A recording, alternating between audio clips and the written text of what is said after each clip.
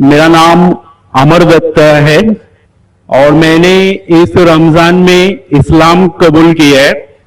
میں آپ کا بہت بڑا فین ہوں اور میں نے اسلام سچی نیت اور دل سے کیا ہے.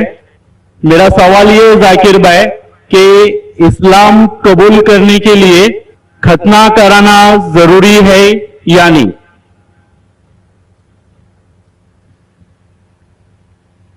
بھائی صاحب ماشاءاللہ اس رمضان میں اللہ نے ہدایت دی انہیں اور امن کا مذہب قبول فرمایا.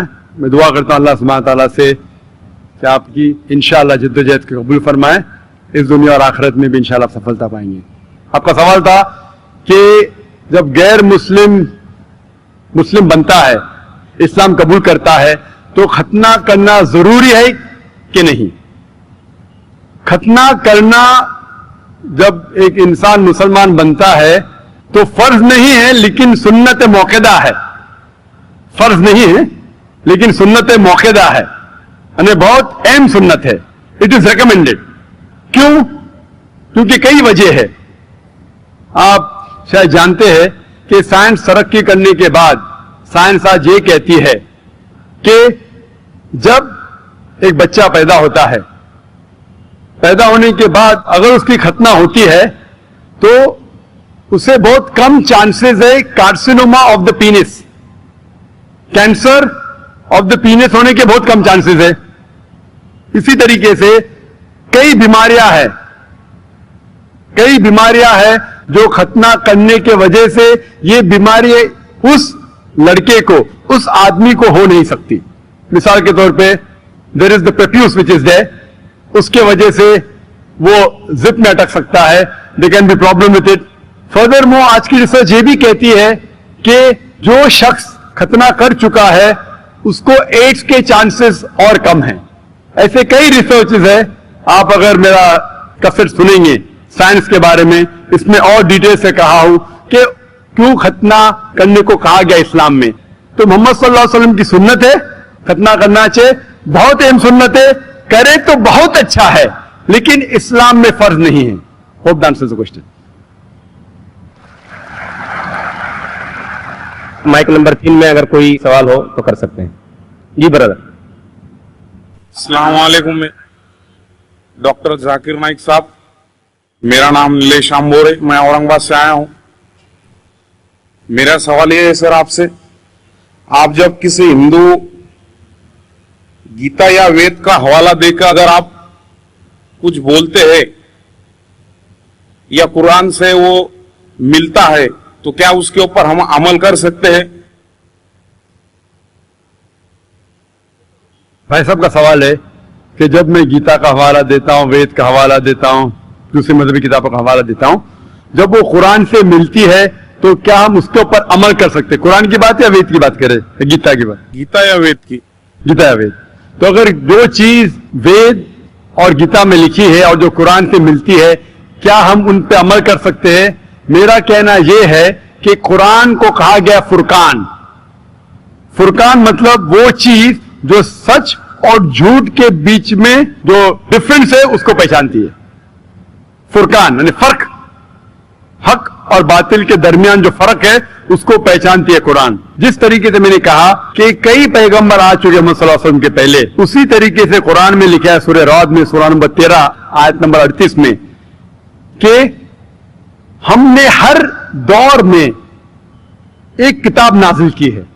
نام سے صرف 4 کتابوں کا ذکر ہے، توراہ، زبور، انجیل اور فرقان، قرآن. لیکن اس آیت کے مطابق کئی کتابیں نازل کی گئی ہے، ان کا نام سے ذکر نہیں قرآن مجید میں.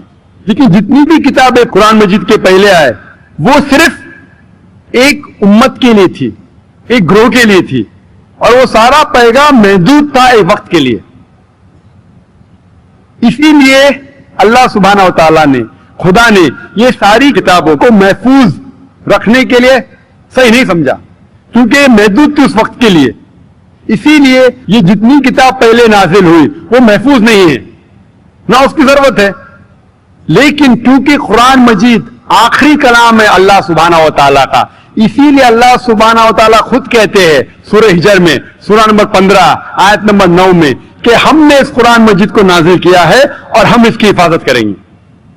تو جتنے پہلے کتابیں آئے ان کے اندر ملاوٹ ہو چکی ہے. جس طریقے سے اللہ تعالیٰ فرماتے قرآن مجید میں سورہ بقرہ میں سورہ نمبر 2 آیت نمبر 79 میں فَوَيْلٌ لِّلَّذِينَ يَكْتُبُونَ الْكِتَابَ بِأَيْدِيهِمْ ثُمَّ يَقُولُونَ هَٰذَا مِنْ عِندِ اللَّهِ لِيَشْتَرُوا بِهِ ثَمَنًا قَلِيلًا فَوَيْلٌ لَّهُم مِّمَّا كَتَبَتْ أَيْدِيهِمْ وَوَيْلٌ لَّهُم مِّمَّا يَكْسِبُونَ. لعنت ہے ان لوگوں پہ جو لوگ کتاب اپنے ہاتھ سے لکھتے ہیں اور کہتے ہیں خدا کی طرف سے ہے. لعنت ان لوگوں پہ جو کماتے ہیں, لعنت ان لوگوں پہ جو لکھتے ہیں. تو اس سے یہ ظاہر ہوتا ہے کہ جتنے پہلے کتابیں آئے ان میں ملاوٹ ہو چکی ہے. یہ قرآن آخری کلام ہے اور کوئی بھی چاہے تو اس کو تبدیل کر ہی نہیں سکتا. خدا خود, اللہ سبحانہ خود اس کی حفاظت کریں گے. اسی لیے آج جب میں مطالعہ کرتا ہوں قرآن اور دیگر مذہبی کتابوں کا, اگر یہ میچ ہوتا ہے, اگر یکساں ہے, جو چیز قرآن اور بھگوت گیتا میں یکساں ہے, مجھے کوئی بھی گلا شکوہ نہیں ہے ماننے کے لیے کہ یہ پورشن, یہ شلوک خدا کی طرف سے ہے. لیکن اگر قرآن سے نہیں ملتا ہے تو میں کہوں گا کہ ہو سکتا ہے, ہو سکتا نہیں. لیکن قرآن کے خلاف ہے تو میں کہہ سکتا ہوں کہ یہ خدا کا کلام ہے نہیں. اسی لیے جو کلام قرآن سے ملتا ہے, چاہے وہ شلوک ہو یا منترا ہو, وید کا ہو, اپنشد کا ہو یا گیتا کا ہو, یا چاہے دھما پٹ کا ہو, اوستا کا ہو, دساتیر کا ہو, چاہے اولڈ ٹیسٹمنٹ کا ہو, نیو ٹیسٹمنٹ کا ہو, جو بھی چیز قرآن سے ملتی ہے ہم مسلمانوں کو کوئی گلا شکوہ نہیں ماننے کے لیے کہ یہ بھاگ خدا کی طرف سے ہے. اسی لیے میں یکسانیت کے بارے میں ذکر کرتا ہوں. تو آپ کے لیے بھی میں کہتا ہوں کہ جو اختلاف کی باتیں ہیں اسے چھوڑ دو. جو یکسانیت کی باتیں ہیں, جو آپ کے کتاب میں لکھا ہے, ویدا میں لکھا ہے, پرانا میں لکھا ہے کہ آخری پیغمبر محمد صلی اللہ علیہ وسلم میں, تو آپ کے لیے فرض ہے کہ آپ بھی اس آخری پیغمبر میں مانیں. تو آپ آخری پیغمبر میں مانتے, آپ اپنی وید میں مانتے ہو, مانتے ہیں, آپ پرانا میں مانتے ہیں, ہو مانتے. تو میری تقریر میں نے اتنے بار کہا اور اتنے حوالے دیا کہ آپ کی مذہبی کتابوں میں لکھا ہے کہ محمد صلی اللہ علیہ وسلم انتم رشی ہے. آپ کل کی پرانا پڑھیں گے تو ان کے والد کا نام لکھا ہے وشنو ویاس, عبداللہ, ان کے والدہ کا نام لکھا ہے سمتی, آمینہ. وہ کہاں پیدا ہوئیں گے؟ سنبالا میں, مکہ میں. وہ چیف آف سنبالا میں, قریش کے خاندان میں. ساری چیزیں میں نے کہا. تو اب آپ مانتے ہیں کہ آخری پیغمبر محمد صلی اللہ علیہ وسلم ہے؟ ہو مانتے ہیں. ماشاء اللہ.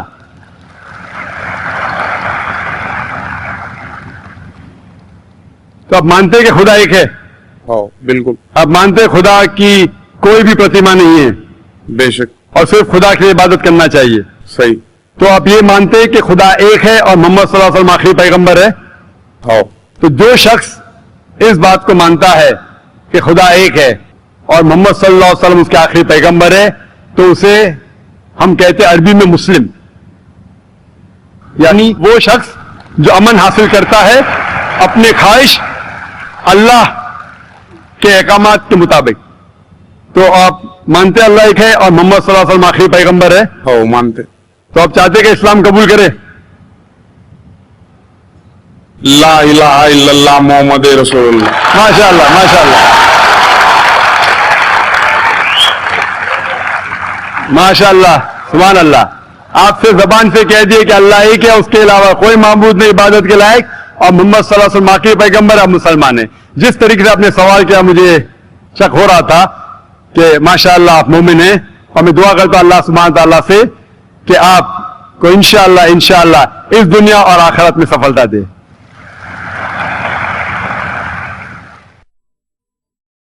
ہے آیا یورش تاتار کے افسانے سے, پاسباں مل گئے کعبے کو صنم خانے سے. خواتین میں اگر کوئی غیر مسلم خاتون ہو, کوئی غیر مسلم بہن ہو, تو ان کو موقع دیا جائے. My name is Vanita and I'm working as a marketing executive. مجھے سے پوچھنا تھا کہ میں نے سنا ہے one of my Muslim friend سے کہ آفٹر ڈیتھ سارے مسلم جو ہے وہ ہیون میں جاتے ہیں, and whoever is non-Muslim will go to hell. So I wanted a clarification on this point کہ ہر ایک آفٹر ڈیتھ جو ڈیسائیڈ ہوتا ہے وہ اپنے کرم پر ہوتا ہے. تو مجھے اس بات کے اوپر کلیریفیکیشن چاہیے تھے کہ why all Muslim will go to heaven and non Muslim will go to hell. If at all we do good deeds, like if non-Muslim also does good deeds, why they will go to hell? بہن نے اچھا سوال پوچھا ہے کہ ان کی ایک سہیلی نے کہا کہ مسلمان آخرت میں جنت میں جائیں گے, غیر مسلم دوزخ میں جائیں گے. مسلم مطلب وہ جو امن حاصل کرتا ہے, اللہ سبحانہ و تعالیٰ کے احکامات کے مطابق چلتا ہے, قرآن اور صحیح حدیث پہ عمل کرتا ہے, اسے کہتے ہیں صحیح مسلم. یہ بالکل صحیح ہے کہ جو عملی طور پہ صحیح مسلمان ہے وہ انشاءاللہ جنت میں جائے گا. لیکن آپ کا سوال تھا کہ جو غیر مسلم اچھے اعمال کرتے ہیں وہ کیوں نہیں جنت میں جائیں گے؟ بہن, جنت میں جانے کے لیے 4 شرائط ہے. جب میں میرا 10th اسٹینڈرڈ پاس کیا, میں سینٹ پیٹرس اسکول سے فارغ ہوں, جب میں ICSE میں تھا 10ویں میں, میرے ایگزامینیشن میں 6 کمپلسری سبجیکٹس تھے. English, mathematics, science, geography, history, Hindi, 6 subjects compulsory. 6 subjects میں پاس ہونا کمپلسری ہے. اسی طریقے سے انسان کو جنت میں جانے کے لیے 4 شرائط ہے.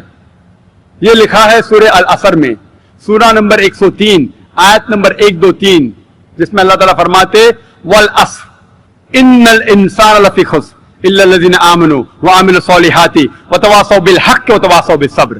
اللہ سبحانہ و تعالیٰ قسم کھا رہے ہے وقت کی, عصر کی, بے شک انسان خسارے میں ہے. صرف وہ لوگ جو 4 چیز میں سفلتا پاتے ہیں وہ لوگ خسارے میں نہیں ہیں. اور یہ 4 چیزیں ایمان, عمل صالحات, وتواصوا بالحق, وتواصوا بالصبر. جس طریقے سے مجھے 10th اسٹینڈرڈ پاس کرنے کے لیے 6 سبجیکٹس میں پاس ہونا کمپلسری ہے, مثال کے طور پہ اگر مجھے mathematics, English, history, geography, science میں 99% مارکس ملتے ہیں, 99%, اور ہندی میں صرف مجھے 10% ملتے ہیں, اینڈ پاسنگ مارکس از 40%. پاس ہونے کے لیے 40 مارکس کی ضرورت ہے. اگر ایک سبجیکٹ میں, ہندی میں مجھے 10% مارکس ملتے ہیں اور باقی 5 سبجیکٹ میں 99% مارکس ملتے ہیں, کیا میں 10th اسٹینڈرڈ پاس کروں گا کہ نہیں؟ بہن, میں آپ سے پوچھنا چاہتا ہوں, کیا میں 10th اسٹینڈرڈ میں سفلتا پاؤں گا کہ نہیں؟ ایک سبجیکٹ میں 10%, باقی 5 سبجیکٹ میں 99%, کیا میں 10th اسٹینڈرڈ پاس کروں گا کہ نہیں؟ نہیں. کیوں؟ کیونکہ مجھے ہندی میں 10% مارکس ملے, بھلے 99 ملے, باقی 5 سبجیکٹ ہندی میں 10 فیل. اسی طریقے سے جنت میں جانے کے لیے سورہ العصر کے حساب سے 4 چیزیں ضروری ہے. ایمان, عمل صالحات, نیک اعمال جو آپ کہہ رہے, وتواصوا بالحق, لوگوں کو حق کی طرف بلانا, وتواصوا بالصبر, لوگوں کو صبر کی طرف بلانا. 4 چیزیں ضروری ہے. ایک بھی چیز اگر ان 4 میں سے مسنگ ہے, موجود نہیں ہے, اگر آپ ایک بھی چیز میں فیل ہوتے ہیں تو آپ جنت میں نہیں جا سکتے. اگر آپ کہتے ہیں کہ آپ اچھے انسان ہیں, اعمال میں آپ بہت اچھے اعمال کرتے ہیں, مان لو آپ کو 99 مارکس ملے اعمال میں, 99, لیکن ایمان میں تو آپ فیل ہے. آپ یہ نہیں مانتے کہ اللہ ایک اور محمد صلی اللہ علیہ وسلم آخری پیغمبر ہے جو ساری مذہبی کتاب میں لکھا ہے, تو آپ ایمان میں فیل ہے. آپ کتنے بھی نیک کام کرو, 99% ملے, 100% ملے, باقی 3 حصے میں ایمان میں لیکن فیل ہوئے تو آپ جنت میں نہیں جائیں گے. اسی طریقے سے اگر کوئی انسان نام کا مسلمان ہے, نام کا مسلمان ہے, اچھے اعمال نہیں کرتا ہے, نیک اعمال نہیں کرتا ہے, وتواصوا بالحق, دعوت نہیں دیتا ہے لوگ کو, حق کے راہ پہ نہیں بلاتا ہے, یا لوگ کو صبر کی طرف نہیں بلاتا ہے, صرف نام کا مسلمان ہے, محمد, سلطان, ذاکر, عبداللہ, تو وہ جنت میں نہیں جائے گا. اسے جنت میں جانے کے لیے ایمان, عمل صالحات, وتواصوا بالحق, وتواصوا بالصبر, 4 چیز کی ضرورت ہے. اسی لیے آپ اعمال کتنے بھی اچھے, اگر ایمان نہیں ہے کہ اللہ ایک ہے اور اللہ کے علاوہ کسی کی عبادت نہیں کرنا چاہیے, اور ایمان نہیں ہے کہ محمد صلی اللہ علیہ وسلم آخری پیغمبر ہے تو آپ جنت میں کبھی بھی نہیں جائیں گے. بہن کیا آپ میرے جواب سے سہمت ہیں؟ Yes. Thank you for clarifying the point. Most welcome.